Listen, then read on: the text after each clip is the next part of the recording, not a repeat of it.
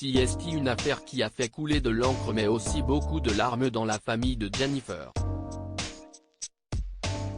Le 5 décembre 2017, Jean-Luc Codaccioni, l'oncle de la chanteuse, atterrit à l'aéroport de Bastia Porretta, Haute-Corse, alors qu'il s'apprête à rejoindre la prison de Borgo, après une permission de sortie. À 54 ans, l'oncle de Jennifer y purge une peine pour association de malfaiteurs. Mais ce jour-là, il va alors se faire tuer sur le parking de l'aéroport, devant le hall des arrivées. Juste avant que son oncle ne soit abattu, c'est Jennifer qui l'avait hébergé à Paris. Révélation, ce vendredi 9 septembre, chez nos confrères du Parisien.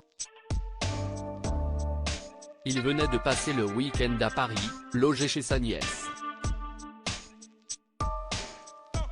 Et alors que Tony le boucher devait venir le chercher, plusieurs témoins ont entendu des tirs saccadés, vu des hommes courir, et d'autres s'effondrer.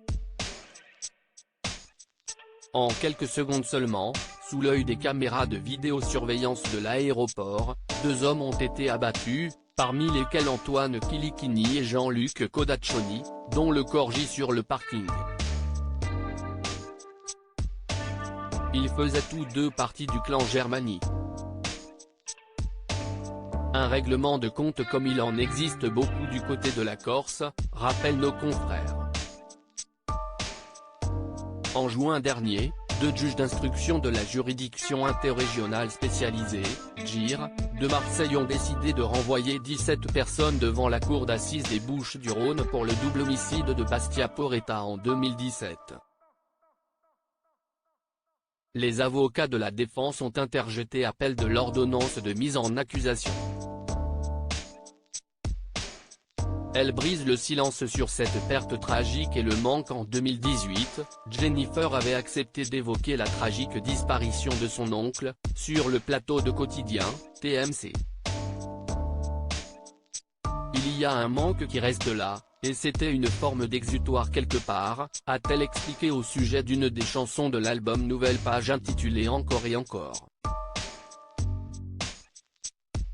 J'ai perdu l'une des personnes les plus chères à mon cœur. Celle qui fêtera ses 40 ans très bientôt avait bien du mal à contenir son émotion. Je ne vais pas épiloguer là-dessus, je vais laisser la justice faire son travail, avait-elle simplement déclaré. À travers cette chanson, la mère de 3 enfants souhaitait aussi toucher les personnes ayant vécu un deuil similaire. C'est d'ailleurs sur un terrain appartenant à Jean-Luc Codaccioni, son oncle assassiné, que l'ex-coach de The Voice s'est marié à Ambroise Fieschi, entrepreneur d'Ajaccio, le 21 août 2019. Un lieu hautement symbolique pour elle. En juin 2018, le tueur présumé, Christophe Guazelli, un ancien footballeur professionnel de 26 ans, avait été interpellé et mis en examen, tout comme son frère Richard, 28 ans.